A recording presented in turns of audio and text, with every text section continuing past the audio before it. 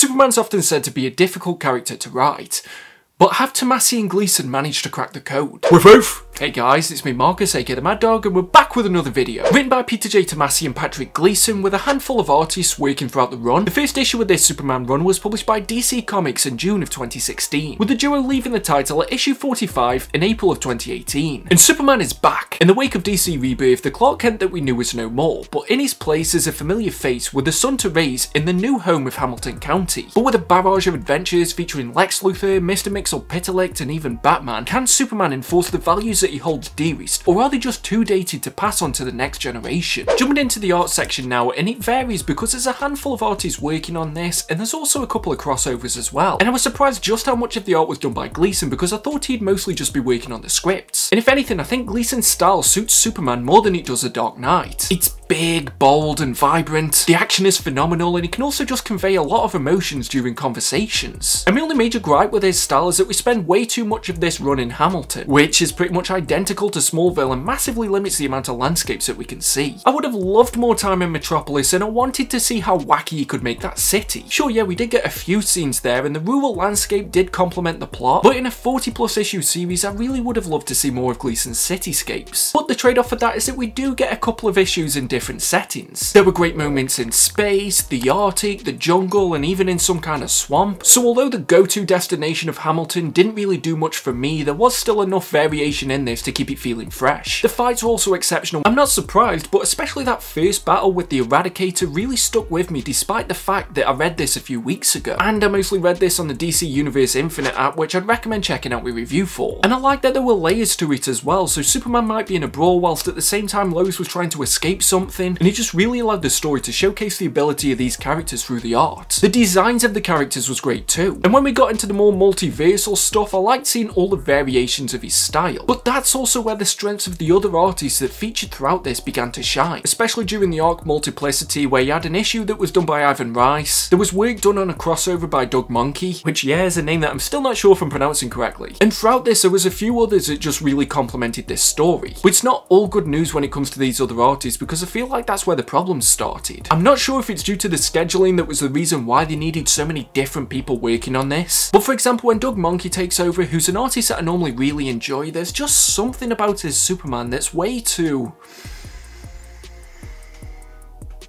sexy. Now don't get me wrong, at the end of the night I'd still go home with regular Superman, but there's just something about Doug Monkey's style that makes him just too much of a pretty boy. And it looks like it's not part of the same run. It doesn't really match up well with Gleason's style. And I'm going to touch on it more in the story section, but the pretty frequent changes between the art and the story arc just made it feel like this was a collection of random arcs rather than something that was complete with a beginning, a middle and an end. And it also feels a bit hypocritical for me to critique it, because there were a lot of artists on this that I really enjoyed. There was this horror themed issue where Jon was exploring the surroundings of the farm, and I don't think that Gleason's style would have worked as well for that story. But maybe that's just some of the problems that I had with the wider scope of this run, and the art just unfortunately fell victim to it. Because there's no one here that really lets down the team when it comes to the illustrations. And I can see some people not really liking all the styles in here, but even if that's the case, in a few issues it'll probably change. That's why I think it's good that we've got the benefit of having an omnibus of this run, because it does mean that you can just read it all in one go. And it did recently get restocked, which you can pick up from the channel sponsor,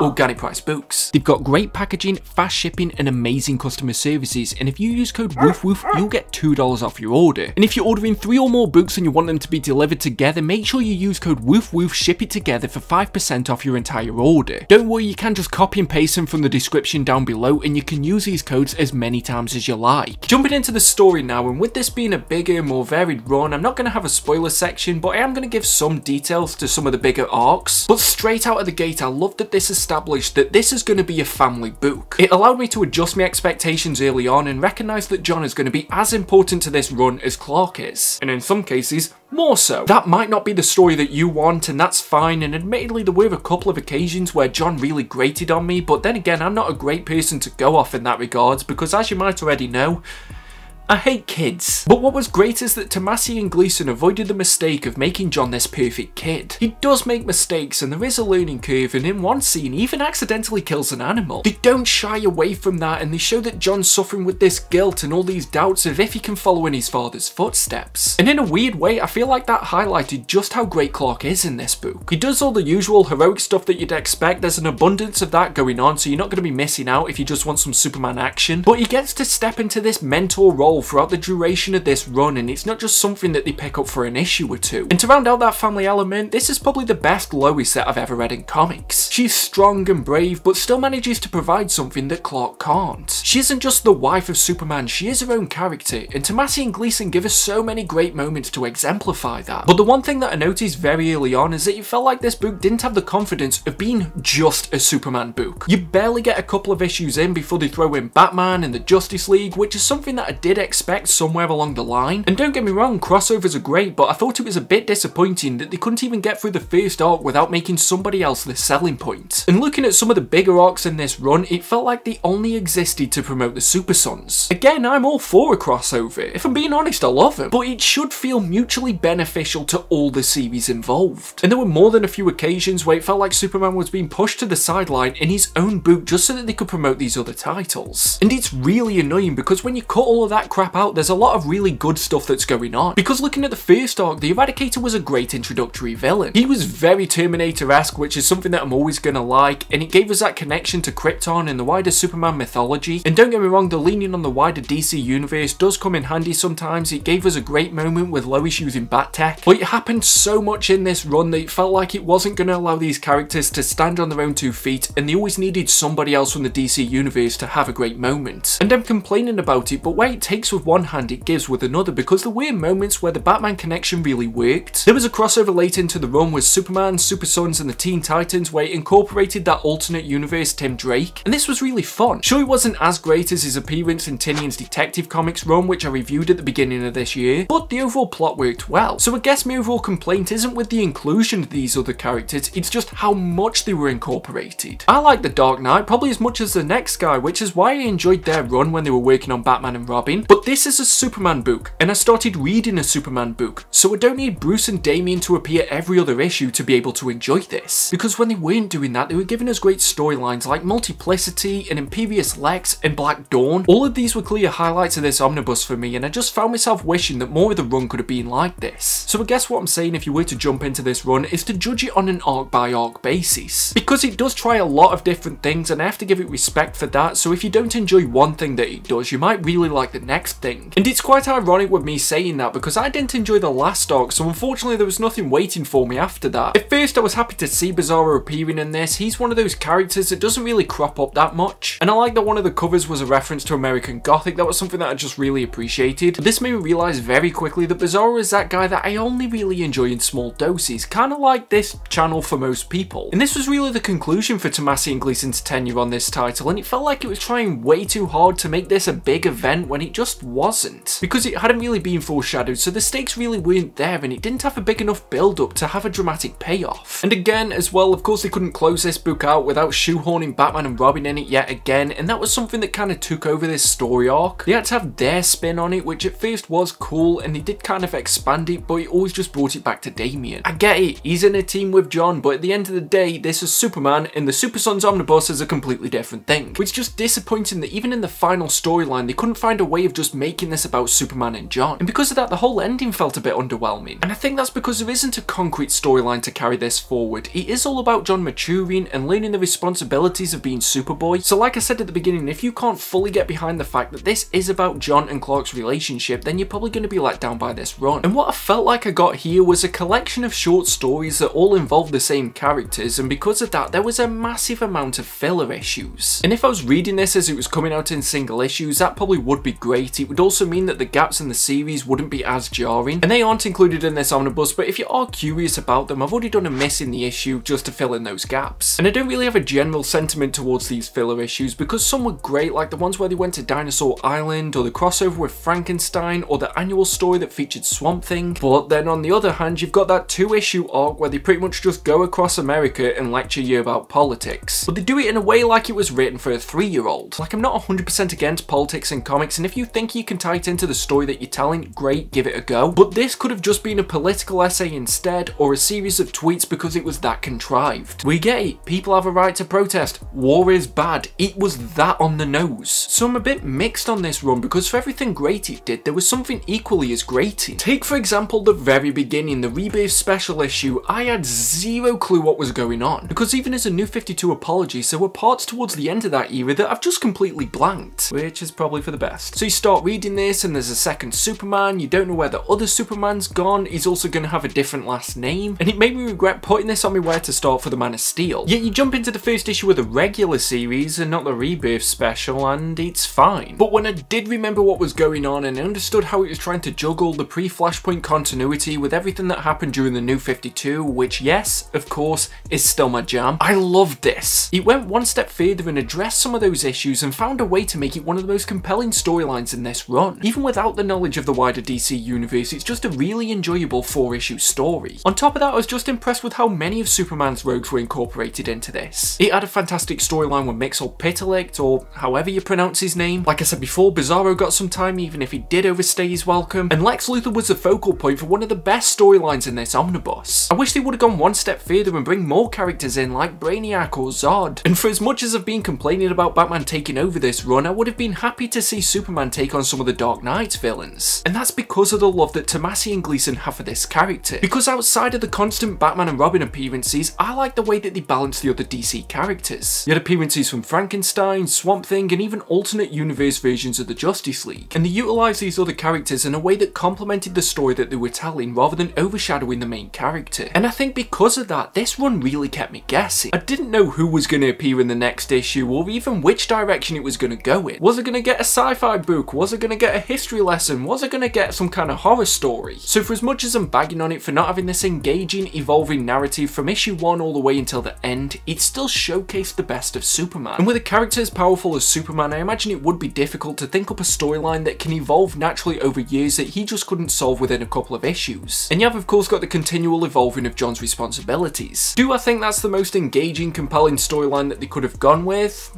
No. But especially during Black Dawn, we saw Jon step up and learn to do the right thing, which is something that he would have struggled with at the beginning. We saw him conveying his compassion throughout Bizarro World, and by the end he was less Superman's protege and became his own man. And from what I've heard already, the vast majority of people really did get behind this, and it is why it garnered so much acclaim. But lately, whenever I seem to review a book, it seems to either need to be the greatest thing ever or the worst thing ever. And I'm somewhere in the middle, but I'm leaning more towards it being great. But Tomasi and Gleason's run, as much of a New 52 apologist as I might be, is the most engaged that I've ever been with a Superman book since we've probably had New Krypton. This is my final verdict.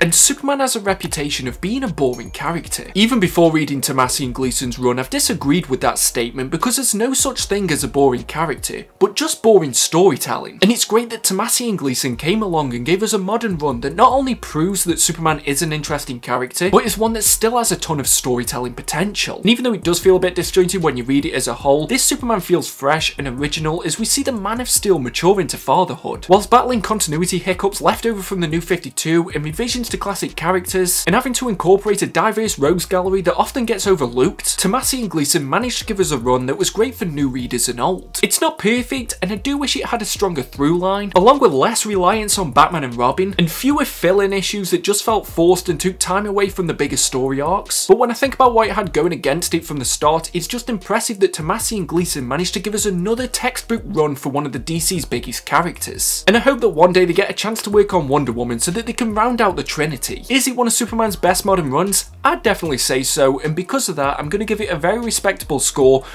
of 70%. Woof woof! So that's the video, and until next time, just make sure that you stay safe and stay mad, all you dogs. Woof woof! See you in the next video.